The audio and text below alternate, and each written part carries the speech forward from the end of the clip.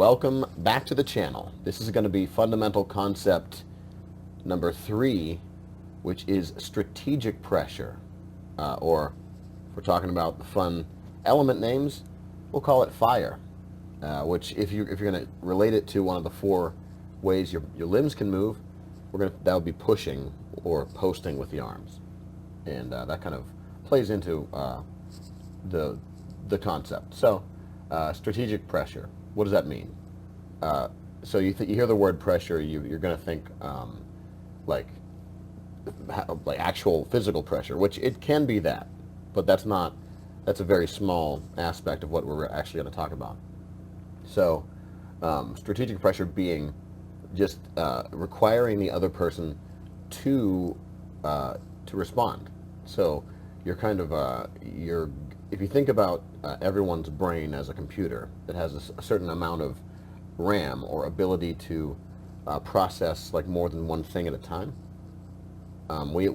each one of us can only do so many things with our brains at once.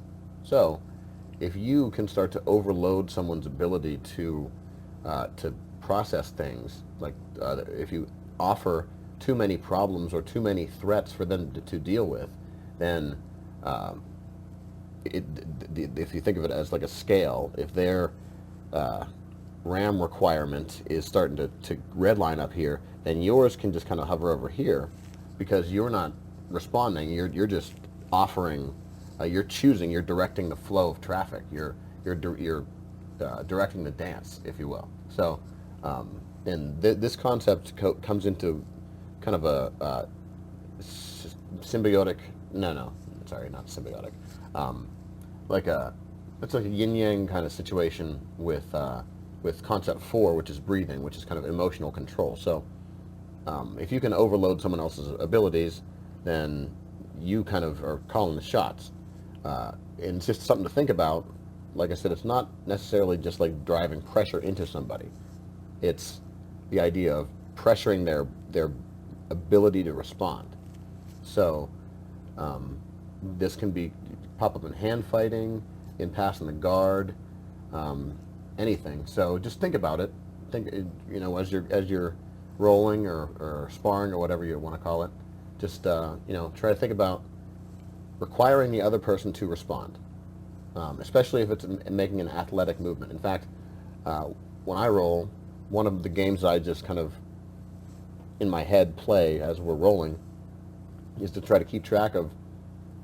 So I get a point every time my opponent has to make an athletic response every time. So the reason being that if they have to do that, like you can't keep doing that.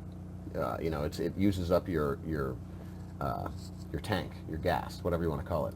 So if I can remain calm, if I can rely on aspect 4, concept 4, emotional control, if I'm calm the whole time, and the other person is completely wiped out when we're done, who won? So I really think about that too. So when I'm done rolling with somebody, if I'm under control and just breathing normally and they're completely wiped out, then I feel like I kind of won. They might have tapped me a couple times, and honestly I don't really care about that, because if I've maintained my emotional control, then that's a much bigger victory. Anyway, so thanks for watching.